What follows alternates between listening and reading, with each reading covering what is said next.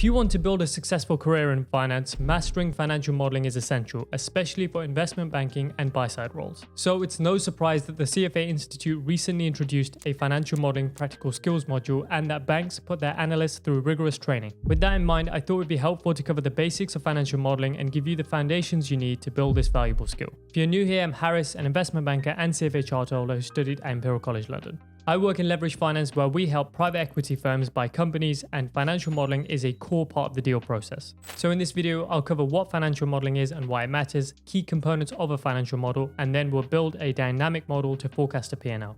Now there's more to modeling than simply forecasting a P&L, but I just want to introduce you to the concepts and we can go into more detail in future videos. So what is financial modeling? Well, a financial model builds a picture of a company's financial performance using historic data, assumptions, and formulas to forecast future performance. It's a tool to see how a company might perform under different scenarios. This is important for the company, debt, and equity investors, though each of them have a slightly different focus. Now the company is concerned with the outcome of various operational initiatives such as new product launches, new projects, and so on. Debt and equity investors, on the other hand, are more concerned with the return on their investment, and that will be the focus of this video.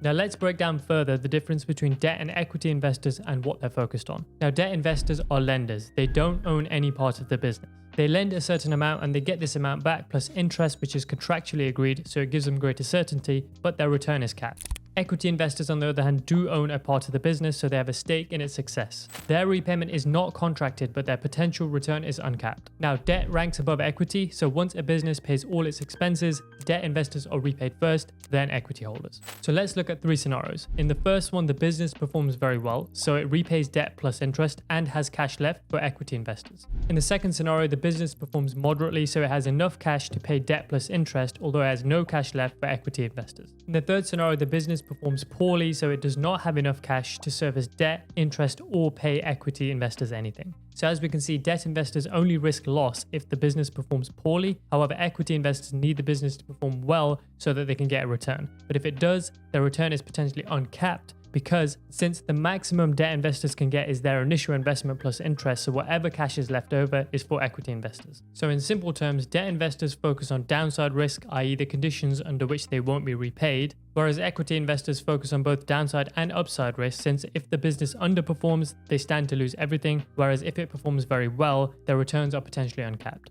Therefore, from a modeling perspective, debt investors primarily model for downside risk, whereas equity investors model for both downside risk and upside potential.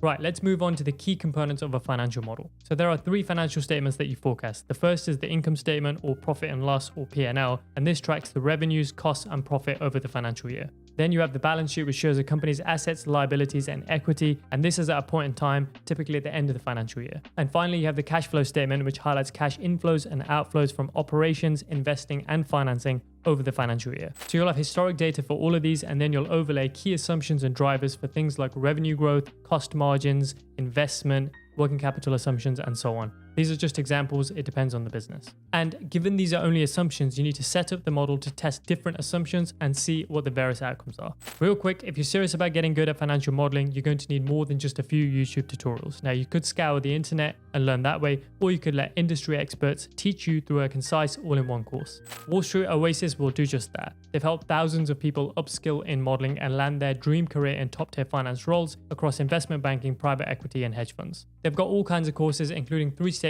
LBO, and M&A modeling, and the training is led by real professionals from the likes of Goldman, Citi, and Evercore. You can also get data points on the companies you'd like to work for through WSO's company database, and that will help you with your search and interview prep. So if you're interested, check out my affiliate links in the description and you'll get 20% off the courses, so it's a win-win. Okay, let's wrap up by building a dynamic model to forecast a P&L. Okay, let's build out our dynamic P&L forecast. So at the top, you'll see this scenario field, which has a yellow box next to it. And if we open the drop down, you can see the numbers 1, 2, 3. These numbers correspond to best case for 1, base case for 2, and worst case for 3. Now we'll come back to what this means, but essentially this will allow us to build a dynamic forecast where we can apply different assumptions. Now moving down, you can see this dynamic model. This is where we will build out the forecast. So as you can see, I've pre-populated historic data for 2021, 2, and 3. These are some basic assumptions just to bring this to life. And as you can see, they're color-coded in blue, which represents a hard-coded value. Black, as we'll see later, represents a dynamic value, i.e. a link or a formula. More on this later. If we come further down, you'll see these yellow fields, which indicate the area where you'll input your assumptions. For now, we'll leave it at these color codes and move on. So within the dynamic model, you can see multiple P&L line items. So we have revenue and cost of goods sold, or COGS, which represents the variable cost associated with delivering a product or service. And if you subtract COGS from revenue, you get gross profit. Then we have operating expenses, which can be fixed or variable in nature and represent things like rent, energy costs, wages, and so on. Subtracting operating expenses from gross profit gives us EBITDA, or earnings before interest, tax, depreciation, and amortization. Below EBITDA, we have depreciation and amortization, i.e. D&A, and this represents the gradual reduction in value of physical assets such as equipment and intangible assets such as patents. This happens over time and reflects wear, tear, and usage. Subtracting D&A from EBITDA gives us EBIT, which is earnings before interest and tax. Now, interest relates to the cost of debt, but in this model, we'll assume no debt, so no interest. Either way, subtracting interest from EBIT gives us EBT, or earnings before tax. And finally, the business pays taxes and is left with net income. So we have historic financial data, and now we want to overlay assumptions for the forecast period to see how the business performs under different circumstances. So we want to start by calculating historic growth rates and margins, which will underpin our forecast assumptions. So we start with a revenue growth rate, and we can't do that for 2021 given we have no 2020 data. So the first year we can do it for is 2022. And here we apply a simple growth formula. So equals, and head up to revenue for 2022 divided by the same for 2021 minus 1. And that gives us 5%. And note the black font here, which represents a dynamic formula. Now, the beauty of Excel is once you've set up the formula, you can copy and paste it. And a simple way to do that is to press Shift right key to highlight the area you want to cover, and then press Control R or Command R on a Mac, and that will copy the formula across. Now, as we can see, the growth rate in 2023 was also 5%. And if we click in, we can see the formula is the same. It's just moved along one column. Now we move down to COGS, where we'll calculate a margin, i.e. a percentage of revenue. We do this instead of a growth rate because this is a line item that varies with revenue and is not growing independently. So we apply a simple division, so equals, and then we head up to the COGS line and divide that by revenue, and we're done. And if we open the formula up, we can see a simple division, and then we copy this across again using Shift right and press Control R to copy across the formula. So hopefully we can see the COGS margin in the historic period has been 50% in every year. Next, we move down to OPEX, and again, we'll apply the same methodology. So we'll calculate the margin as a percentage of revenue. So if we head up towards operating expenses, and once again divide by revenue, and that will give us our margin. And once again, copy this across using the Shift right arrow key and then Control R. So as you can see in the historic period, I have applied some simple assumptions. So the growth rate has been 5% in every year, and the margins for COGS and OPEX have been 50% and 20% respectively. Next, we work out depreciation and amortization as a percentage of revenue, and again, the method is the same. So we do D&A divided by revenue, and we can see it's 5% of revenue, copy that across again, and we're done. Finally, we do the same for tax. However, this time it will be a percentage of EBT, or earnings before tax, and the method is the same, except we highlight tax this time, head up to EBT and divide to get 19%, copy this across. And in the UK over the historic period, the corporate tax rate was 19%. Moving forward, this is now 25%, which will apply when we do our forecasts. Okay, now that we have our historic growth rates and margins, let's build out our forecast assumptions. So as I mentioned earlier, we'll use these yellow fields, and let's start with revenue. Now, given that we can see the business grew at 5% per year in the historic period, we could assume that the business continues to grow at this rate in the base case. So let's put 5%. Now, in the best case, we'd expect the growth rate to be higher than this, and in the worst case, we'd expect it to be lower than this. So for simplicity, let's just say 7% for the best case and 1% for the worst case. Moving down to COGS as a percentage of revenue, remember this is a margin now, and we can see over the historic period, this was 50% of revenue. Now note COGS is an expense, so it's negative. So here, again, we can assume minus 50% for the base case. The same logic applies here. So in the best case, we'd assume that this cost as a percentage of revenue would be lower, and in the worst case, it would be higher. So in the best case, let's say minus 45%, and in the worst case, let's say minus 55%. Remember, this is a cost, so we'd expect in a best case that this cost as a percentage of revenue would be lower, hence the minus 45%, and higher in the worst case, hence minus 55%. Coming down to OPEX as a percentage of revenue, the same logic applies. So we can see it was minus 20% in the historic period, so we put minus 20% for the base case. And then we can assume minus 25% in the worst case and minus 15% in the best case. For depreciation and amortization as a percentage of revenue, we can see it was minus 5% in the historic period. We can simply assume this remains the same. And finally, the corporate tax rate in the UK is now minus 25%, and you should check this depending on which country the business is in. So if we put minus 25%, we're ready to go. Now what we're going to do is set up an offset formula to pull these values dynamically depending on which scenario is active. So if we head up here to the top left where you can see scenario, recall scenario 1 is best case, 2 is base case, and 3 is worst case. So if we head up here and open the drop down, you can see the numbers 1, 2, 3.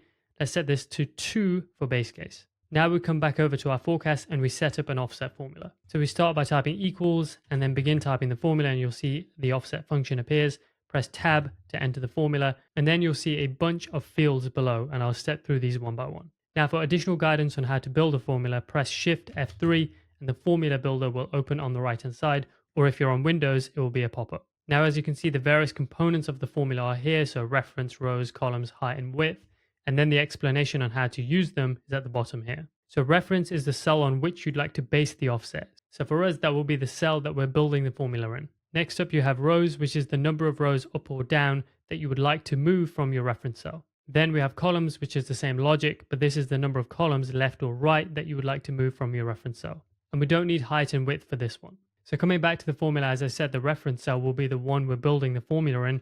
So if we press up and then back down, you'll see this cell is G24, and then we press comma to move on. Then for the number of rows, we will use this scenario field. So if we click this, it highlights D4, and then if you press F4, this will introduce these dollar signs, which indicates an absolute reference. So the dollar sign in front of D indicates a fixed reference to column D, and the dollar sign in front of 4 indicates a fixed reference to row 4. The reason we do this is because we always want to reference the number in the scenario field, and this allows us to copy our formula. We then press comma to move on to columns, and for this formula, we don't want to move left or right, just up and down, so we set this to 0. Then we close the formula using a bracket or parentheses and press enter. Now, as you can see, the number is showing as 5%, which corresponds to this number here, which is scenario 2 in this dropdown. So that corresponds to base case. If we change this number to 1 for best case, you'll see the number will be 7%. And if we change it to 3 for worst case, you'll see it changes to 1%.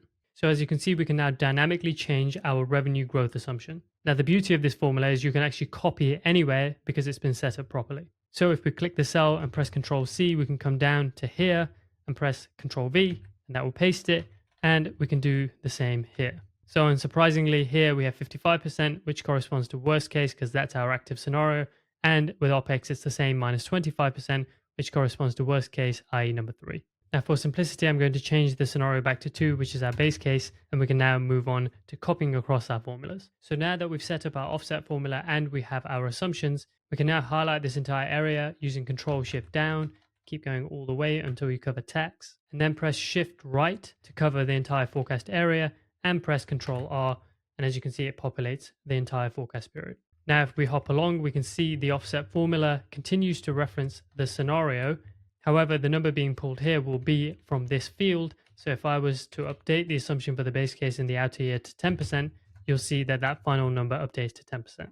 Now I'll switch this back to 5%, and a point to call out, I have assumed that the growth rate is the same year on year for the best case, base case, and worst case, and that the margins are also the same. However, you may choose to change an assumption in any given year. So say we feel the growth rate in the base case will drop from 2026 onwards, we could reduce this to 4, 3, 2, and you'll notice the numbers have updated here accordingly. Right, so we're set up with our forecast assumptions. The last step is to link up the model. So in here, we will now input some formulas. So starting with revenue, we'll apply a growth rate. So this will equal the previous year's revenue times bracket 1 plus a growth rate, and that growth rate will be this assumption we've defined here for 2024, and then we close the parentheses. Recall now for COGS, it's a margin, i.e. a percentage of revenue. So we'll do revenue times by the margin, which is this number here, and enter. Gross profit is revenue plus COGS. And recall operating expenses are also calculated as a percentage of revenue. So we'll take revenue times by our operating margin. EBITDA equals gross profit plus operating expenses. So we do a simple sum again. Recall we also set up D&A as a percentage of revenue. So equals revenue multiplied by our D&A as a percentage of revenue. EBIT equals EBITDA plus D&A.